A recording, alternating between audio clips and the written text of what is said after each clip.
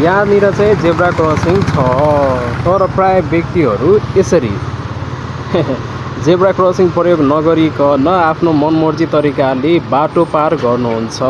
अनि भन्नुहोस् त, यसरी मनमर्जी बाटो पार गरिदिने अनि त्यसपछि सवारी साधनले यसो छोयो मात्रै भने पनि सवारी चालकलाई चाहिँ फाँसी दिनुपर्छ, कडाभन्दा कडा सजाय दिनुपर्छ भनेर फेरि उफ्रिने, बाटोमा र्याली नारा लगाउने, जुलुस निकाल्ने व्यक्ति फेरि हामी नै हुन्छौँ होइन। यो कुरा चाहिँ फेरि हामी बिर्सिन्छौँ होइन, आफै गलत छौँ अनि अरूलाई पनि के भन्नु अब तपाईँहरूलाई। अब जति उफ्रे पनि त्यस्तै हो, नियमको पालना नगरेपछि त पुरै सिद्धियो कि। एटलिस्ट तपाईँले चाहिँ नियमको पालना गरिदिनु पऱ्यो। हेर्नु न, यो दिदी हतारमा हुनुहुन्छ होइन, यहाँसम्म कि अब उहाँलाई आफ्नो ज्यानको माया पनि छैन कि। यस्तो हतार नगरौँ न है, यस्तो हतार गर्दाखेरि 2 सेकेन्डमा तपाईँको ज्यान जान्छ।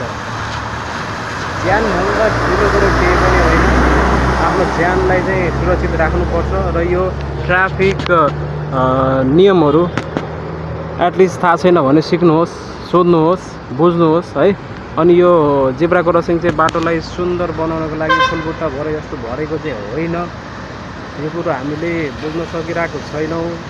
र एउटा इम्पोर्टेन्ट रोल चाहिँ कस्तो हुनसक्छ यो जेब्रा क्रसिङको नियमको बारेमा पालना गर्नको लागि, जस्तै तपाईँको घर परिवारमा कोही व्यक्ति हुनुहुन्छ जसलाई यो नियमहरू थाहा छैन, जेब्रा क्रसिङको महत्त्व के हो त्यसको बारेमा थाहा छैन भने तपाईँहरूले चाहिँ भन्न सक्नुहुन्छ नि त होइन, जेब्रा क्रसिङ यो हो, यो प्रयोग गर्दाखेरि हामी सुरक्षित हुन्छौँ भनेर। हेर्नुहोस् न, अगाडि पछाडि चारैतिरबाट सवारी साधन आइरहेको छ, तर देख्न सक्नुहुन्छ यहाँ 2-3 जना व्यक्ति मजाले मनमर्जी तरिकाले बिचबाट होइन, गाई भैँसी हुन्छ नि बाटोमा छाडा चौपयाहरू आफ्नो मर्जीले हिँडे जस्तै हिँड्नु भएको छ। हामी जनावर त होइन नि होइन, देख्न सक्नुहुन्छ, हामी जनावर त होइन नि होइन। एटलिस्ट हामीलाई थाहा छ केही कुराहरू, अरूको देखेर पनि त धेरै कुरा सिकिन्छ यस्तै कुराहरू होइन। अब जति चिच्चाए पनि कुरो त्यही हो होइन, पालना गर्ने व्यक्तिले पालना गरिरहेको हुन्छ, उल्लङ्घन गर्ने व्यक्तिहरूले उल्लङ्घन गरिरहेको हुन्छ।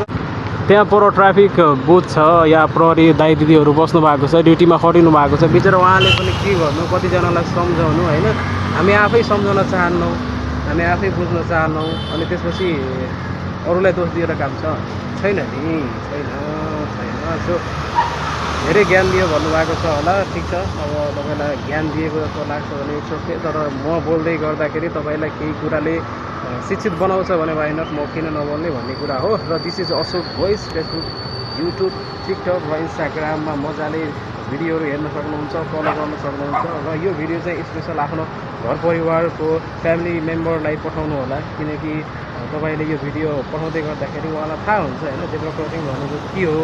त्यहाँबाट भिडियो सेयर गर्नै पर्छ भन्ने छैन, तपाईँले मजाले बुझाउनुहोस् न होइन। यहाँ देख्न सक्नुहुन्छ, अब यो अङ्कललाई थाहा छैन होला, सायद थाहा भएर पनि नजानेको जस्तो गरेको होला, तर एकचोटि झस्काइदियो भने त जेब्रा क्रसिङको बारेमा बुझाइदियो भने त मजाले बुझ्नुहुन्छ होला होइन। यति नै हो, धेरै नबोलौँ, ज्ञानी बाबा भन्न सक्नुहुन्छ। सो ओके, बाई, टाटा, अर्को भिडियोमा भेटौँला, धेरै नबोलौँ है त। थ्याङ्क यू सो मच अहिलेलाई चाहिँ, बाई।